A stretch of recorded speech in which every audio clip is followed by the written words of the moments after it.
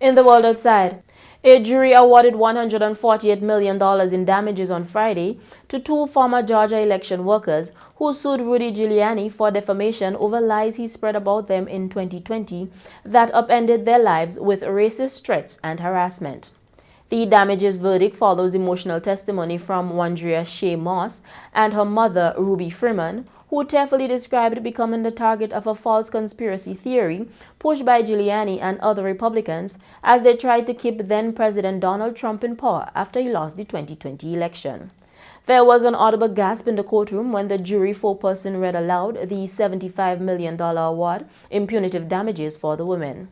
Moss and Freeman were each awarded another roughly $36 million in other damages. As we move forward and continue to seek justice, our greatest wish is that no one, no election worker or voter or school board member or anyone else ever experiences anything like what we went through. Giuliani didn't appear to show any emotion as the verdict was read in Washington's federal courthouse after about 10 hours of deliberations.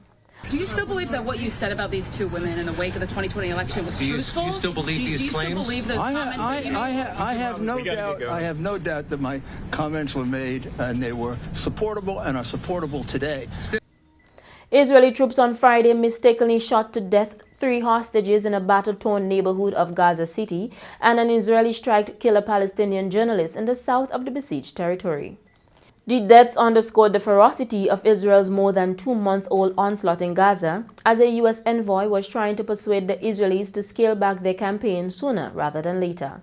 The hostages were killed in the Gaza City area of Shijaya, where troops have been engaged in fierce fighting with Hamas militants in recent days. Meantime, as Israel's relentless assault on Gaza continues, the U.S. National Security Advisor on Friday tried to conceal the cracks appearing between the two allies on the conduct of the war. He can't bring himself to believe they're really dead. A distraught father whose world has just collapsed. His 2 teenage sons killed in an Israeli strike as they tried to help rescue their neighbors. As he wheels their bodies away, he takes a final glimpse of their faces. It happened yesterday morning, says Majdi.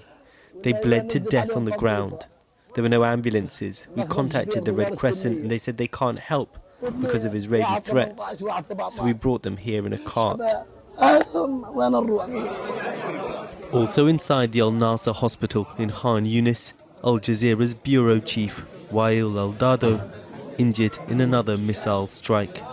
His cameraman, Samir Abu Dhaka, was killed, with rescue workers unable to reach him. More than 50 journalists have been killed in Gaza since the start of the war.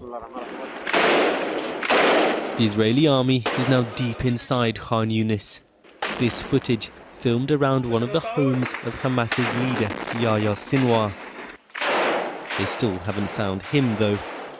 Israeli control is expanding, both in the south and the north of Gaza, but more than 100 soldiers have been killed. Thank you for your support. America's national security advisor is in Israel discussing the timetable of the war. He's played down divisions between the allies, with reports America is pushing Israel to wind down operations within weeks. This fight against Hamas, a deeply entrenched terrorist group in Gaza, is going to take time, and it's going to happen in phases, and we've said that from the beginning.